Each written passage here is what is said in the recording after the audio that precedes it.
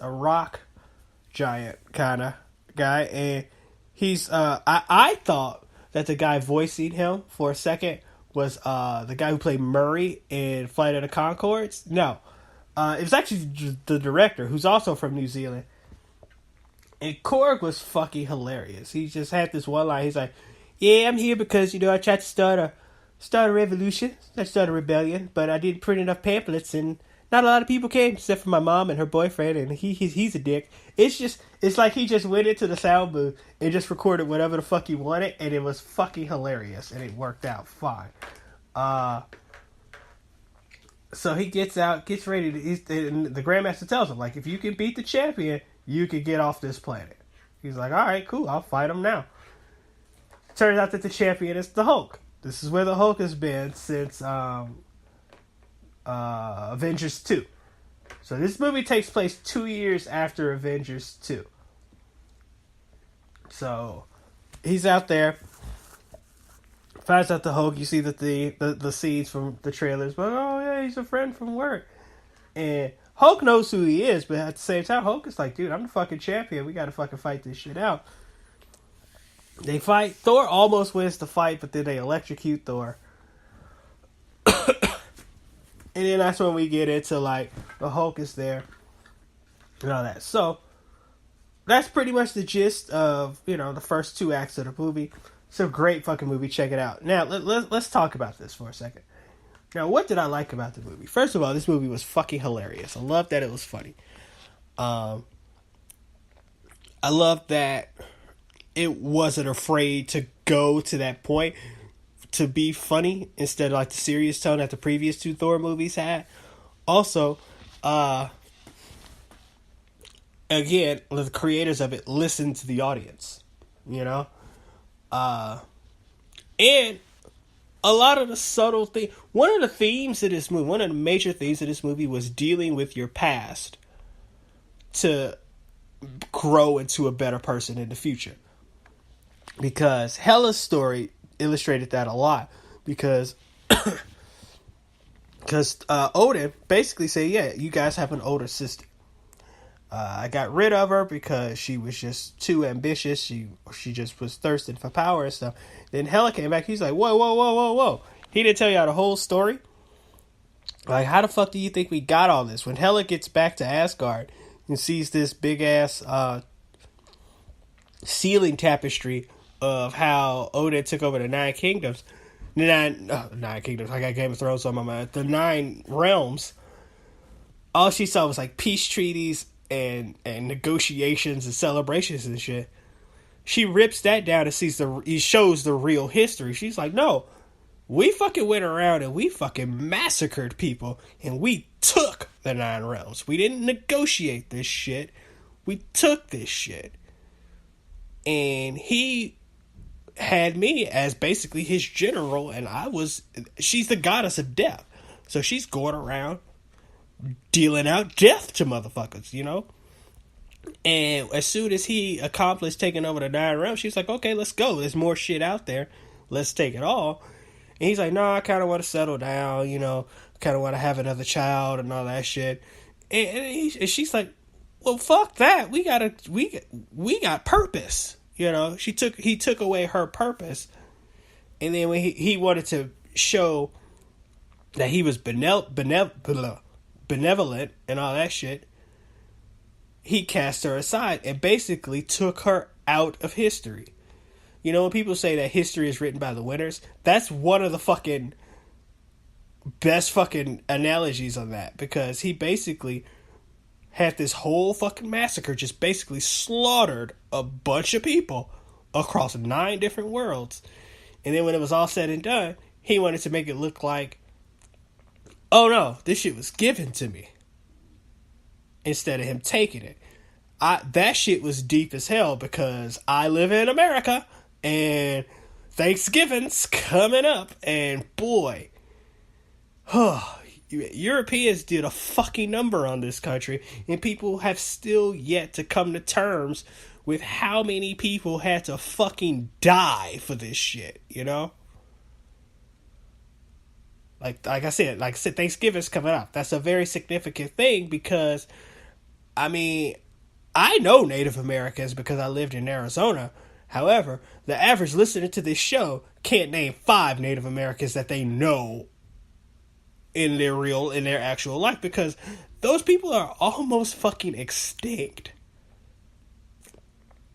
Like, it's a sad fucking reality, but yeah. How do you, and there was another line in this movie, like, how do you think we got all this? You know? They went out there and they fucking took it. So Hela's like, look, this is the real past. This is what the fuck happened. It wasn't all celebrations and parties and cheese and wine parties and shit. Fuck that. So everybody in this movie, all the main characters, had something in their past that they had to go back to go forward and be a better person. Valkyrie, she decided, basically, she was the last Valkyrie to, like, Hela killed them all. She went off planet, started drinking a lot just to forget about her past, and it wasn't until she was confronted with those memories that she went forward. Bruce Banner. Hulk was the Hulk for 2 solid years. He had not changed back to Banner for 2 years until he was shown a video of Black Widow. So he had to basically confront that part of his life, and then he changed back into Banner. And then he said in the movie, he's like, look, man, if I turn into Hulk one more time, I might not turn back to Bruce. Like, this might be the end of me. So that was a big part of it, you know? It's just one of those things that, like, everybody had a story arc in this shit. Even Scourge, the Executioner, who was way different from what he was in the comics. He was basically a loser who got a job and just wanted recognition for it. He was a very reluctant henchman. And toward the end of the movie, he was like, all right, look, if I want to go down in history, I got to go out and I got to do shit. He had a very funny part, too, where he basically took over after Heimdall had went on the run because he knew that Loki was posing as Odin because he could see everything. So Scourge took over as, like, the guardian of the Bifrost, and he was just basically going to planets and collecting shit. He had, like, a scooter. He had 2. He was like, I got these 2 from a place called Texas. He pulled out 2 big ass machine guns. And he said, I call this one Dis and this one Stroy. He's like, I call this one This and this one Troy, because together they destroy. I was one of the that shit was funny to me on a couple different levels because I have a fucking tattoo on my arm that means destroy. It's funny. But Scourge, yeah, he came full around. He had a full fucking arc. Hela, she was like, look, we gotta fucking confront this past and we gotta bring this shit out, you know?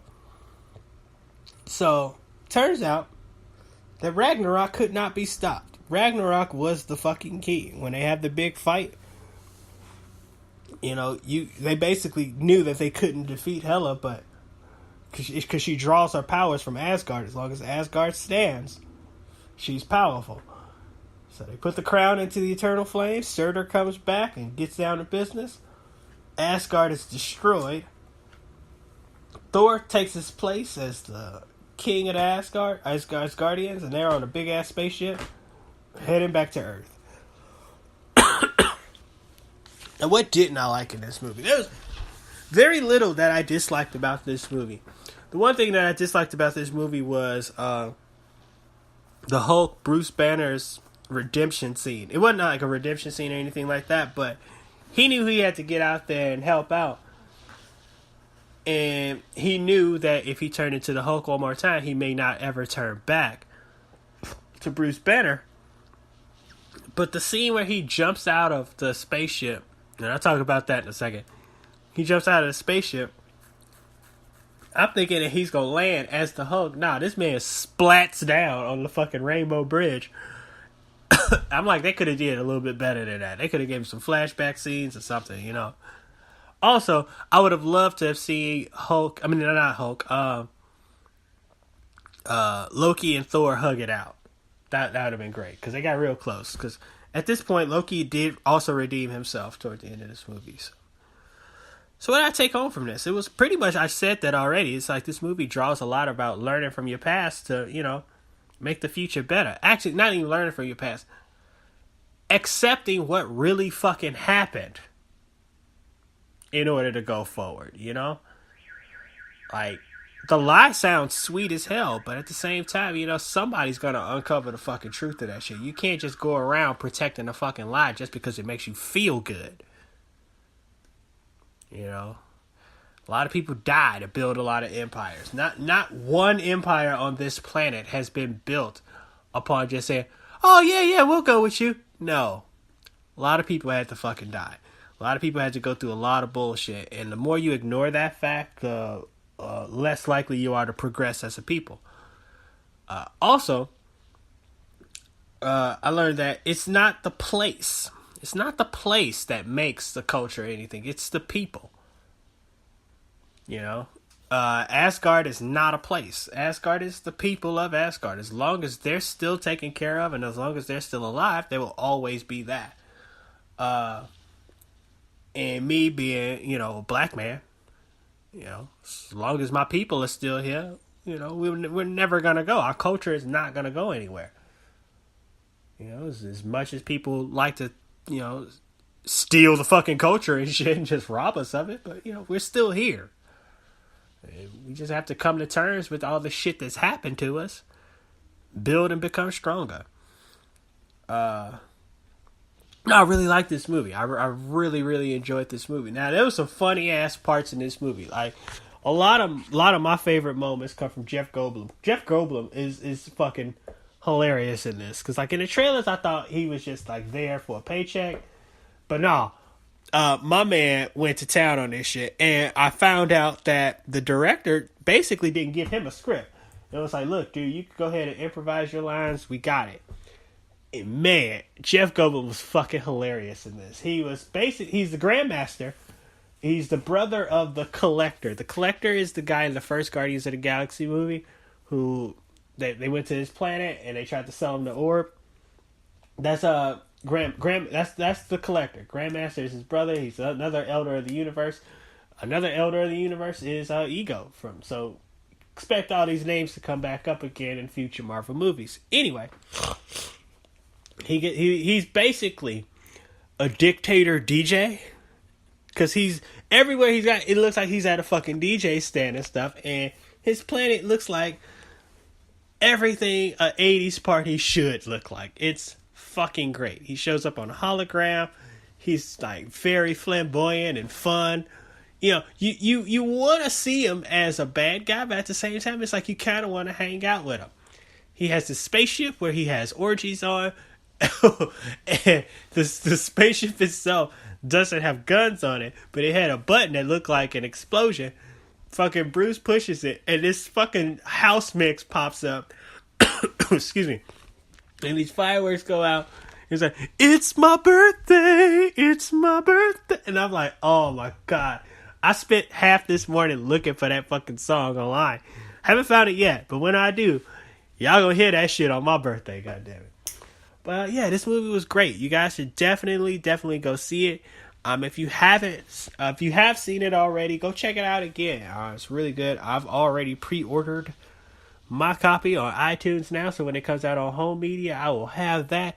And I'm you know, I'm excited for it. I'm also gonna check out Justice League in a couple weeks. That's also a future episode that's gonna come up. You guys, I'm gonna have some guests on for that one. I was wanting to have some guests on for this one too, but I'm sick, so I'm not trying to get anybody else sick. So by the time Justice League comes out, I should be healthy and on top of things. That's our show. Thank you guys so much for listening. We will see you guys next week at the movies. And Aaron Explains the Universe, I'm going to record that either tonight or tomorrow morning from when I'm recording this. So it should be up if you're listening to this in the future. If not, just wait a little bit longer. And I will see you guys at the movies.